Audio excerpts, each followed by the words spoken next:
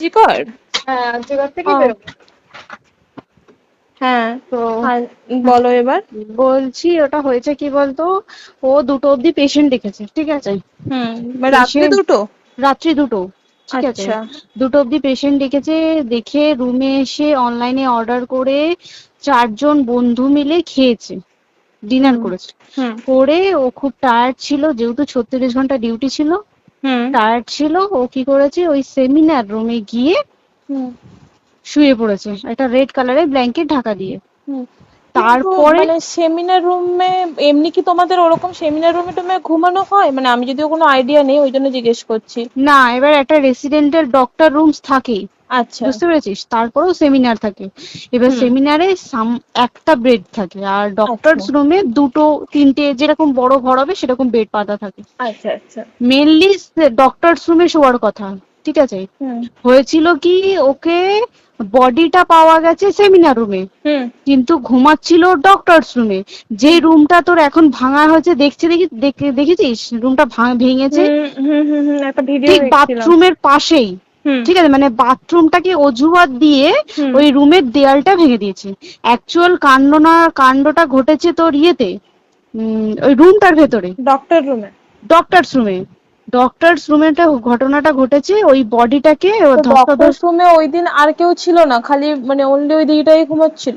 হ্যাঁ, এবার তোকে আমি বলি, অন কলে নিশ্চয়ই একজন থাকবে না, না। ওর জুনিয়র সিনিয়র মিলে থাকে, এমনকি থার্ড ইয়ার একজন থাকবে, সেকেন্ড ইয়ার একজন থাকবে, হুম প্লাস ফার্স্ট ইয়ারের ইন্টার্নশিপরা যারা থাকে তারা ইন্টার্নরা থাকে। হুম আর চেস্ট এমন একটা ওয়ার্ড হচ্ছে, কোভিড এর পর থেকে প্রায় হামেশাই সবার শ্বাসকষ্ট হচ্ছে, মানে আসছে মানেই শ্বাসকষ্ট হচ্ছে। হুম আর চেস্ট ওয়ার্ড আর চেস্ট মেডিসিন দুটোই হুম পাশাপাশি ওয়ার্ড, হুম ঠিক আছে। হুম। তো কেউ কি শুনতে পায়নি?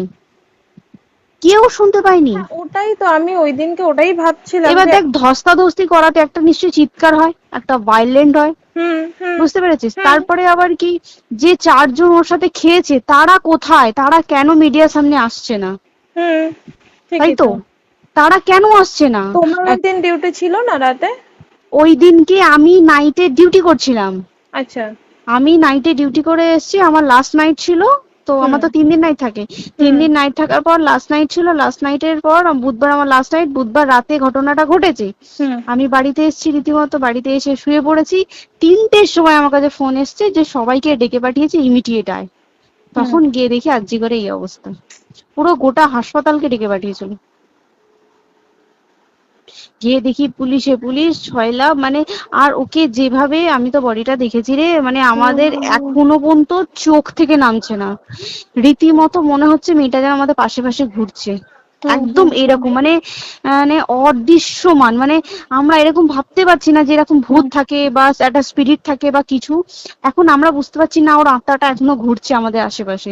দেখ, ওর আমার তলাটায় নাকি, তো ওর থেকে ও থাকে 4তলায়, 4তলায় ঘটনাটা ঘটেছে, ঠিক 2টো ফ্লোর নিচেই আমি থাকি, আমার আচ্ছা। রুমটা, ঠিক আছে। কিন্তু তাও আতঙ্কে আমরা মানে একদম স্তব্ধ হয়ে গেছে আরজিকরটা। কিন্তু ব্যাপারটা হচ্ছে, তাহলে ডক্টর রুম থেকে ওকে সেমিনার রুমে নিয়ে যাওয়া হয়েছে? হ্যাঁ, অবশ্যই নিয়ে যাওয়া হয়েছে। এবার দেখ, নিয়ে যাওয়া হয়েছে, ওকে যেভাবে মারা হয়েছে, এটা একার পক্ষে সম্ভব অসম্ভব, না দিস একদম। Is a impossible. পুরোপুরি গ্যাং রেপ, গ্যাং রেপ ছাড়া কোনো কিছু নয়। আর শুধুমাত্র রেপ নয়, রেপ হলো, করলো, ছেড়ে দিল, ঠিক আছে, ওকে রীতিমতো মার্ডার করেছে। মানে মানে হিসেব মতো যা বুঝছি মানে তোমার কথাতে, হ্যাঁ, ওটা হচ্ছে ওর ওই বন্ধু বান্ধব মেয়েতে ইয়েস, জড়িত। এক্স্যাক্টলি। হয় ওর বন্ধু বান্ধব কেউ, ঠিক আছে, মানে 4জনের মধ্যে কেউ, আইদার ওকে এমন কিছু করতে বলে। দেখ, বড় বড় কোম্পানিতেও তো এরকম হয়, মানে হুম হয় তুমি আমার সাথে কম্প্রোমাইজ হুম করো, নয় হুম তুমি হুম চাকরি হুম ছেড়ে চলে হুম যাও, হুম হুম হুম হয় তো। হুম হুম। এখানেও সেরকম কিছু একটা হয়েছে। যাকে যে ক্রাইম করেছে, সেও কিন্তু নর্মাল ডক্টর নয়, কিন্তু সেও একটা ভালো পোস্টে র্যাঙ্ক করছে, বুঝতে পেরেছিস, তবেই কিন্তু পুরো ব্যাপারটাকে হসপিটাল চেপে যেতে চাইছে, পুরো ব্যাপারটাকে। তাহলে এই সিভিক যে, ও কোথা থেকে আসছে? এবার তোকে আমি বলি, ওটা কোথা থেকে আসছে। আমাদের প্রিন্সিপাল চেঞ্জ হয়ে গেছে, ডেপুটি সুপার চেঞ্জ হুম হয়ে গেছে, তারপরে আমাদের ওই অ্যাসিস্ট্যান্ট সুপার চেঞ্জ, সব চেঞ্জ হয়ে গেছে। হুম তারপরে যে ওয়ার্ডের ডাক্তাররা ছিল, সিস্টাররা ছিল, ওয়ার্ড বয়রা ছিল, মাসিরা ছিল, সবাইকে ডেকে এখন হুম সাসপেন্ড করা হয়েছে। হুম তারা কোথাও যেতে পারবে না, রোজ গিয়ে কোর্টে গিয়ে দেখা করছে, আজকেও কোর্টে গেছিল সবাই। হুম তারপরে উম, তারপরে তোমার তোর এগুলো হলো, তারপরে তোর কি বলে, আরে বল না, ওই সিবিআই এটা হয়েছে কি, মানে ও সেই সঞ্জয় রায় যে ধরা পড়েছে, হুম অ্যাকচুয়াল কিন্তু ও নেই, হুম ঠিক আছে, ওর এতটা ক্ষমতাই হয় না। ও অত রাত্রে কি করতে যাবে, হুম ও অত রাত্রে ওখানে কি করতে যাবে? ও না পেশেন্ট, ও নাকি বলছে দালাল পেশেন্ট নিয়ে গেছে, তো পেশেন্ট নিয়ে যখন গেছে দিদিটার রুমে যখন যাবে, নিশ্চয়ই দিদিটার রুমে কোনো কাগজপত্র দেখাতে যাবে, সেই অবস্থায় গিয়ে দেখে যে এরকম এরকম ঘটনা, তা ঝাঁপিয়ে পড়েছে ওর উপরে। হুম এরকম কিছু কি, তাও কিছু নয়, শুধু গেছে দেখছে ড্রিঙ্ক অবস্থায়, ওকে ক্যামেরায় দেখা গেছে ড্রিঙ্ক অবস্থায় গেছে আর এসছে, এইটুকুই দেখা গেছে। তারপরে হচ্ছে কি, তোর অনেক রকম এখানে অনেক রকম ব্যাপার আছে। যে দিনকে ঘটনাটা ঘটে তার ঠিক দুদিন পরে ওই সেমিনার বাথরুমের অজুহাত দিয়ে ডক্টর যে রুমের হুম দেওয়ালটা আছে ওই হুম দেওয়ালটা ভেঙে দিয়েছে। কেন? প্রথমে ওকে বললো সুসাইড করেছে, আমাদের যখন ফার্স্ট খবর আছে তখন সুসাইড করেছে। হুম তারপরে যখন হসপিটালে যাই তখন গিয়ে শুনছি নাকি না সুসাইড করেনি, এটা রেপ করেছে, রেপ করে মার্ডার করা হয়েছে। হুম বুঝতে পারলি, এখানে বিশাল বড় একটা গেম চলছে।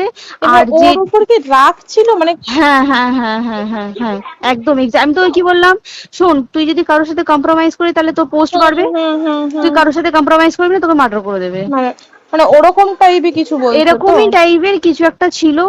আইদার খুব রাফ, মানে খুব রাগ, খুব মানে খুব ওর উপরে খুব ফ্রাস্ট্রেশন ছিল, যারই ছিল খুব ফ্রাস্ট্রেশন ছিল। শুধু ওকে মারিনি রে, রীতিমতো মার্ডার করেছে। ওর যে ক্ল্যাচারটা ছিল, হুম ওর আমি ইউরিন, শুনেছি এটা। ওর ইউরিনের রাস্তায় ক্ল্যাচারটা ঢুকিয়ে দিয়েছে, তুই ইস, জানিস? মানে কি বলবো, মানে ওকে দেখা যাচ্ছে না, আমরা তো দেখেছি নিজের চোখে, ওকে দেখা যাচ্ছে না, মানে একটা ব্লিড। মৃত্যু কতটা, মানে এইটা মানে প্রচন্ড কষ্ট পেয়ে একটা মেয়ে মারা গেল না? আর ওর যে গলাটা চেপে ধরেছে, আহ ওর ওই চেপে ধরাতে মানে এতটাই জোরে চেপে ধরেছে যে ওর চোখ ফেটে রক্ত বেরিয়েছে। ছি, ছি, ছি। বুঝতে পেরেছিস? মানে মানে কি বলতো, যদি ধরা পড়ে না উচিত, মানে যারা এটার সঙ্গে দায়ী না আর এই ওদের। যে সিবিআইটা হয়েছে, সিবিআইটা একমাত্র আমাদের জোরেতেই সিবিআইটা এসছে। মানে হুম আমরা ওই সঞ্জয় রায় একার পক্ষে সম্ভব না এইসব। তারপরে পোস্টমর্টম রিপোর্টে তুই জানিস ওই আমাদের ভাজাইনা থেকে 150 গ্রাম স্পাম বেরিয়েছে। ইস, পোস্টমর্টম রিপোর্ট 150 গ্রাম স্পাম, মানে বুঝতে পারছিস? Hmm not a calculated, minimum minimum কম করে 6 থেকে 7 জন করেছে ওকে rape। ছি ছি ছি। ওই জন্যই তো আমরা এতটা বেশি ভাইলেন্ট হয়ে গেছি, বুঝতে পেরেছিস? আর তারপরে আমাদের দেখো, একটা মেয়ে তার কাজের জায়গাতেই ছিল, এমনটা নয় যে রাস্তাঘাটে কোনো বিপদ, ও তার কাজের আরে জায়গাতেই সেফ নয়। শোন, দেখ বড় বড় কোম্পানিতে কি হয়, রুমের ভেতরে এগুলো হয়, মানে ধর রুমের ভেতরে হলো, যেমন কল সেন্টারে হয়, নাইট হুম শিফটে হুম হয়, হুম হুম। এইগুলো একসেপ্টেবল। বাট হসপিটাল হচ্ছে তো এমন একটা আরজি এরিয়া, করের মতো একটা, হ্যাঁ।